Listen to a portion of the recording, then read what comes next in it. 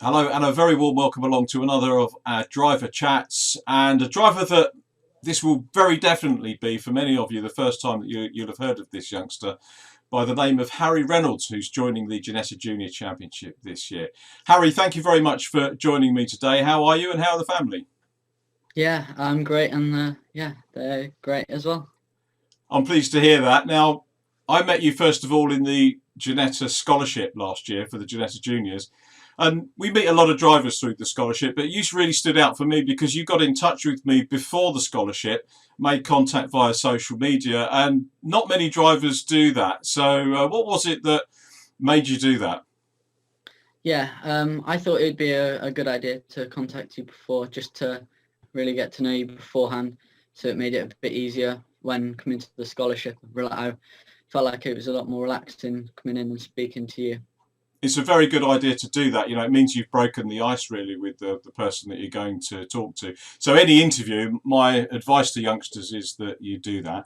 So well done, and thank you for doing it. That's the reason I contacted you about doing this video, so that we could tell our viewers a little bit more about you when they see you on the grid at the first round, which is coming up, and we're looking very much forward to Thruxton. So have you done a test at Thruxton yet? What are your thoughts on it? Yeah, I've done a few tests there. One yesterday there, and it's probably my favourite track I've been to. It's so fast. You're the only two break-ins, and you're flat out for so long.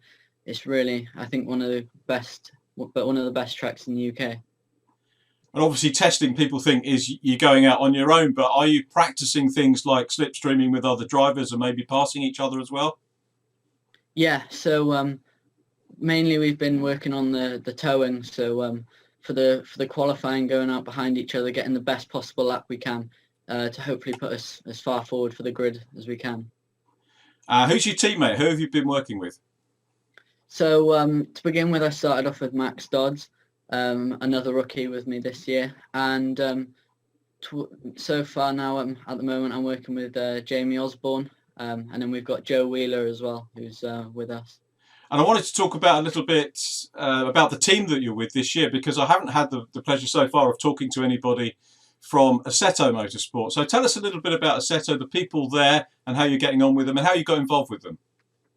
Yeah, so first of all, I was able to drive their car at the scholarship, which was great. Got the opportunity to meet them, um, and then they've only been running 3 years, and only 1 year with the juniors, and only having Joe last year, and we just thought it would be a great chance to race with them, and we really liked the team, like the people working for them were really pleasant, and yeah, happy to work with them.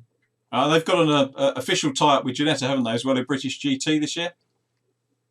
Yeah, they've got Charlie Robertson racing in British GT this year.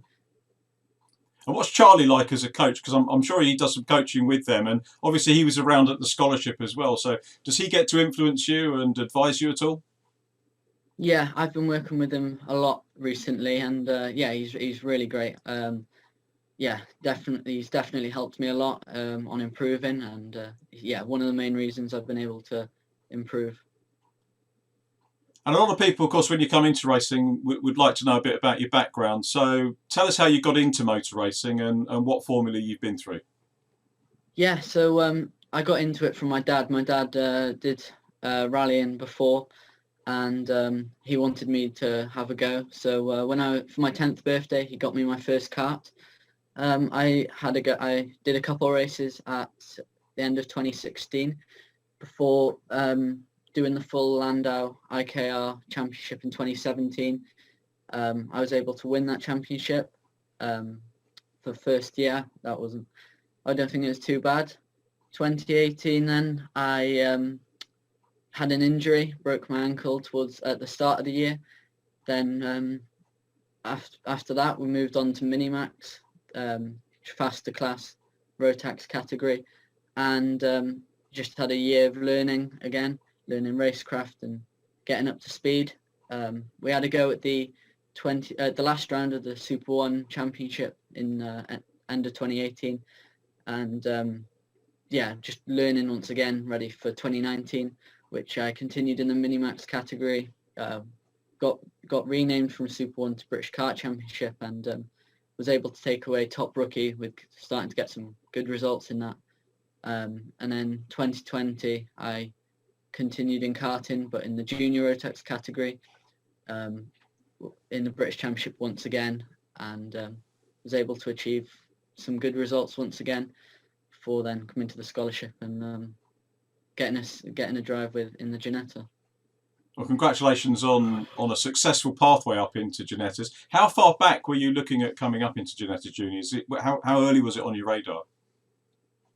Well, it wasn't really until really early on, until the beginning of this year. We were watching the progress of a few of them last year, and I really wanted a race, but obviously with budget we couldn't really stretch that much. And then beginning of the year, with the help of Greenlight and Guy Smith, we were able to sort out something with the Setter Motorsport, and now I'm on the grid.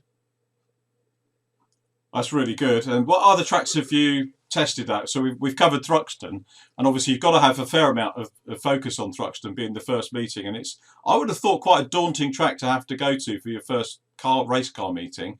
But what other ones have you been to, and what do you think about them? Yeah, so I've been to most of them, but apart from Brands GP and Knock Hill. Yeah. Knock Hill looks like a really exciting track, and I can't wait to go there. Just a bit too far away to just go up there for a day. But no, I really like every track. That each track's got its own little bit. So yeah, I really enjoy them all. Do you get to practice any of the tracks on simulators as well? Yeah, so I got a sim at home, which I learned all the tracks. I've been learning the tracks beforehand, which I think really helps towards just gaining that extra little bit, like where each track goes before getting there. What sort of setup you got? I've got a Fanatec wheelbase and like an F1 sort of replica, and a Playseat F1 wheel.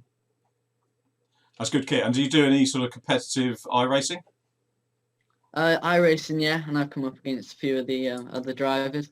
Yeah, so a bit of iRacing. Put you on the spot. Who do you think, or how do you think your championship's going to go this year? What's your target as a first-year driver? Because it is obviously Tom Leben won last year as a rookie, and I think in the history of Ginetta that's the first time that's happened. But first-year driver moving up from karts, realistically, what are you hoping for and what are you aiming for? Yeah, well, realistically, last year Tom did very well to win. I think I'm just going to go out there, do what I can. If I do well, then that'll be amazing. If I don't, then it's learning and hopefully taking into next year if we can.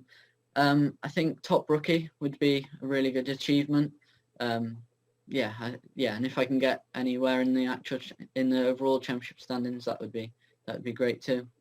Harry, as we record this short interview, we've got a couple of weeks to go before the start of the season. By the time it gets seen by viewers, we'll only have about a week to go. So what sort of things will you be doing in the week leading up to the first round at Thruxton? So I'll probably do a bit more on the sim just to keep the track fresh in my memory. Training, make sure I'm physically fit for the race, as well as in school you've got to do. So yeah, that's what I'll be doing. What sort of training would you do? I think running is what everyone does, just cardio. We don't have a gym, so circuits and that sort of stuff. And keeping away from the bacon rolls and the burgers at the racetrack. Yeah, or hide out the way. That's fair enough. I have to say it's a commentator's staple food, to be perfectly honest with you. I'm really hoping that the tracks are going to be open this year. You probably realised last year no spectators were allowed in. What have the considerations been like for you? Because I'm guessing, as well as you said, you've got Guy looking after you, and you've got family and friends that will want to come racing, plus the people that you're going to partner up with this year. And how's that affected things? And do you know where we are at the moment on being able to get those people into the tracks to support you? Yeah, so as far as I'm aware, I think round one is going to be no spectators, so behind closed doors. And then I think From round 2 onwards, I think it's going to be open to limited numbers. So that'll be really great to have people along to watch us. And what's your advice to people for round 1? Where can they watch it? You'll be able to watch it on ITV4. The coverage will be live after Sunday. Okay, well, we look forward to them joining us for the coverage. Harry, it's been great to chat to you again. Thanks very much for joining me. Best of luck for Thruxton. We'll see you there. Thank you. And I'm sure at some stage we'll see you on the podium as well. Thanks again. Hopefully. Yeah, thank you. Bye-bye for now.